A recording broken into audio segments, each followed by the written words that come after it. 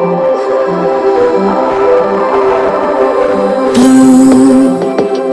feeling behind my eyes. Episode की शुरुआत में युवा को दिखाया जाता है जो किसी गेस्ट हाउस के सामने बेल बजाता है। तभी एक आंटी बाहर निकलती है जो उसे देख काफी ज्यादा इमोशनल हो जाती है और उसे गले लगाते हुए कहती है कि युवा, ये तुम ही हो ना?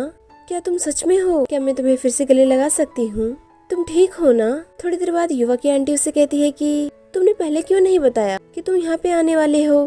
तो युवा कहता है कि मुझे डर था कि। तभी वो कहती है कि तुम मेरे भतीजे हो, इससे कोई फर्क नहीं पड़ता है कि तुम्हारी मॉम और मेरे बीच क्या हुआ है, हमारा रिश्ता पहले जैसा ही है। वैसे तुमने किसी को बताया कि तुम यहाँ पे आने वाले हो? तो वो कहता है कि हाँ, मैंने जेड को इसके बारे में बताया है। तो ये सुन वो कहती है कि चलो शुक्र है, इससे जेड को ज्यादा चिंता नहीं होगी। तभी युवा कहता है कि आंटी, क्या मैं यहाँ पे कुछ दिनों के लिए रुक सकता हूँ? तो वो कहती है कि हाँ, क्यों नहीं युवा, ये तुम्हारा ही घर है, तुम जितने दिन चाहो यहाँ पे रुक सकते हो। तो ये सुन युवा उनके गले लग जाता है। इधर किंग युवा के मैसेज को देख बहुत ही ज्यादा परेशान हो रहा होता है। तभी वहाँ पे जेड आ जाता है, जिसे देख वो कहता है कि जेड, क्या तुम्हें युवा के बारे में पता है? कहाँ है वो, बताओ भी। तो वो कहता है कि उसने रिजाइन दे दिया है। तो ये सुन किंग बहुत ही ज्यादा परेशान हो जाता है। थोड़ी देर बाद वो उसे बार बार कॉल करते हुए नजर आता है। यहाँ फ्लैशबैक में किंग और जेड को दिखाया जाता है, जिसमें किंग उसे कहता है कि मुझे सब कुछ बताओ, आखिर उसने रिजाइन क्यों किया? तो वो कहता है कि मिस्टर क्रीट कल युवा के घर पे पहुंच गए थे। जैसे ही बात युवा को पता चली, वो सीधा अपने घर पहुंच गया और जहां उसकी मॉम के साथ उसकी बहस हो गई थी। इस कारण युवा काफी ज्यादा परेशान हो गया था। वो क्रीट को और ज्यादा बर्दाश्त नहीं कर पा रहा था और इसी कारण सुबह उसने मुझे कॉल करके बताया कि वो काम से रिजाइन दे रहा है और कुछ दिनों के लिए शहर से बाहर जा रहा है। तो ये सुन किंग बहुत ही ज्यादा गुस्से में होता है। तभी किंग कहता है कि आखिर तुम मेरा कॉल क्यों नहीं उठा रहे हो? यहाँ किंग को युवा के साथ हुई बहस की कुछ बातें याद आती हैं, जिसे याद कर वो और भी ज्यादा परेशान होने लगता है। फिर सीन आगे बढ़ता है जहाँ किंग एक गेस्ट हाउस के सामने नजर आता है। थोड़ी देर बाद युवा को दिखाया जाता है, जैसे कोई पीछे से आवाज देते हुए कहता है कि क्या यहाँ कोई रूम खाली मिलेगा? तो वो पीछे मुड़ते हुए कहता है कि हाँ, क्यों नहीं। तभी वो किंग को देखता है। यहाँ फ्लैशबैक में किंग और जेड को दिखाया जाता है, जिसमें जेड उससे कहता है कि रुको, तुम कहाँ जा रहे हो? अब तो युवा पहुँच भी चुका होगा। तो वो कहता है कि तो तुम क्या चाहते हो? क्या मैं कुछ ना करूँ? तो ये सुन वो कहता है कि आखिर तुम इतने गुस्से में क्यों हो? कहीं तुम मुझसे कुछ छुपा तो नहीं रहे हो ना? शांत हो, यानी कि पक्का कुछ बात है, बताओ भी अब। तो वो कहता है कि हाँ, ये हम दोनों के बीच की बात है। तो जेड कहता है कि कहीं तुम एक दूसरे को डेट तो नहीं कर रहे थे ना? तो वो कहता है कि नहीं, हम दोनों एक बेड फ्रेंड थे। तो वो कहता है कि क्या तुम पागल हो गए हो? तुम्हारी बात सुनकर तो मेरे सिर में दर्द हो रहा है। तो कहता है कि क्या तुम मुझे बाद में डांट सकते हो? अभी मैं युवा को लेकर काफी सीरियस हूँ, मैं उससे बात करना चाहता हूँ। तो जेड उसे मारते हुए कहता है कि तो तुम किसी और के साथ डेट पे क्यों गए? युवा को तो यही लगेगा ना कि तुम उसको लेकर सीरियस नहीं थे। तो वो कहता है कि मैं इसको लेकर सब कुछ उसे एक्सप्लेन कर दूंगा, लेकिन क्या तुम्हें ये पता है कि अभी वो कहाँ है? जेड प्लीज बताओ ना, मैं युवा को लेकर बहुत ही ज्यादा सीरियस हूँ, प्लीज मेरी हेल्प करो, प्लीज बताओ कि वो कहाँ है। तो जेड कहता है कि हाँ हाँ ठीक है, वो अपनी आंटी के यहाँ कुछ दिनों के लिए रहने के लिए गया हुआ है।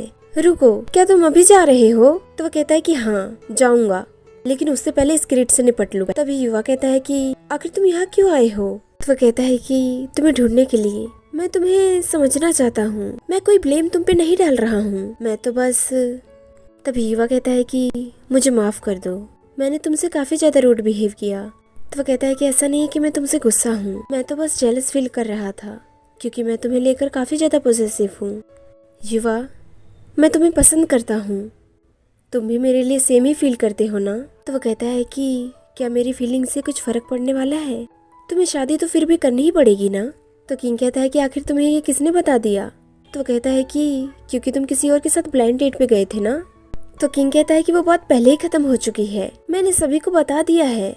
यहाँ फ्लैशबैक में किंग को दिखाया जाता है, जो अपने पेरेंट के साथ बात करते हुए नजर आता है, जहाँ वो सभी को कहता है कि बेली और मैं एक दूसरे को पसंद नहीं करते हैं, इसलिए हम दोनों एक दूसरे से शादी नहीं करना चाहते हैं। तो बेली कहती है कि हाँ, हम उसी से शादी करना चाहेंगे जिससे हम प्यार करते हैं, हम बस अपनी जिंदगी अपने हिसाब से जीना चाहते हैं। तभी किंग उठकर सभी से माफी मांगते हुए कहता है कि शादी दो लोगों की रजामंदी से होती है, ना कि जबरदस्ती से। ये बोल वो वहाँ से चला जाता है। तो किंग कहता है कि क्या तुम मुझे एक मौका दोगी? तो युवा कहता है कि लेकिन तुम्हारे पेरेंट्स का क्या? तो वो कहता है कि मैं तुम्हारे लिए सब कुछ करने के लिए तैयार हूँ युवा, मैं तुम्हारे साथ बैड फ्रेंड वाला रिश्ता यही खत्म करने के लिए तैयार हूँ। क्या तुम्हें हमारी शर्त याद है? मैंने कहा था कि अगर तुम हारोगे तो तुम्हें वही करना पड़ेगा जो मैं कहूँगा। तो मैं बस चाहता हूँ कि तुम मुझे बस एक मौका दे दो। हाँ, मुझे पता है कि तुम्हें प्लेबॉय पसंद नहीं है, लेकिन क्या तुम्हें याद है जो मैंने कहा था, अगर मैं किसी इंसान से प्यार करता हूँ तो मैं उसके लिए अपने आप को पूरी तरीके से बदल सकता हूँ। युवा, तुम्हें लेकर मैं सीरियस हूँ। मैं प्रॉमिस करता हूँ कि मैं तुम्हें कभी भी हर्ट नहीं करूँगा। तो युवा कहता है कि क्या तुम श्योर हो? तो वो कहता है कि मैं तुम्हें ये प्रूव करके दिखाऊंगा कि मैं तुम्हें सच में पसंद करता हूँ। तो ये सुन युवा शांत हो जाता है और अचानक कहता है कि ठीक है, लेकिन हम एक दूसरे को लेकर जेन्युइन होंगे, मुझे जरूरत ना पड़े तुम्हें बांधने की। तो किंग कहता है कि मैं अपना बेस्ट देने की कोशिश करूंगा ताकि तुम्हें मुझ पे विश्वास हो जाए। मैं तुम्हें बताना चाहता हूँ कि मैंने कभी भी किसी के साथ ऐसा फील नहीं किया है जैसा मैं तुम्हारे साथ फील करता हूँ। ये बोल वो उसके पास आने लगता है। तभी वो कहता है कि रुको, इस दौरान तुम्हें मुझे छूने की इजाजत नहीं है। अगर मैं मना करूँ तो तुम मुझे टच भी नहीं करोगे। तो वो कहता है कि क्या? तो युवा कहता है कि हाँ, हम सिर्फ एक दूसरे को जानने की कोशिश करने वाले हैं। तो किंग कहता है कि क्या मैं तुम्हें किस कर सकता हूँ या गले लगा सकता हूँ या फिर तुम्हारे हाथ पकड़ सकता हूँ क्या? तो वो कहता है कि नहीं नहीं, बिल्कुल भी नहीं, मेरी इजाजत के बिना तुम कुछ भी नहीं कर सकते हो। क्यों? अगर तुम इस बात से सहमत नहीं हो तो हम यहीं पे ये खत्म कर सकते हैं।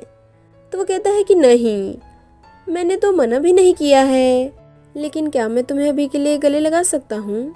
तो वो कहता है नहीं। तो किंग कहता है कि तो क्या मैं तुम्हें डेट पे ले जा सकता हूँ? तो वो कहता है कि नहीं। अरे क्यों नहीं, मुझे कोई प्रॉब्लम नहीं है। ये सुन किंग उसका हाथ पकड़ते हुए उसके कंधे पे बार बार अपना सर रखने की कोशिश करने लगता है।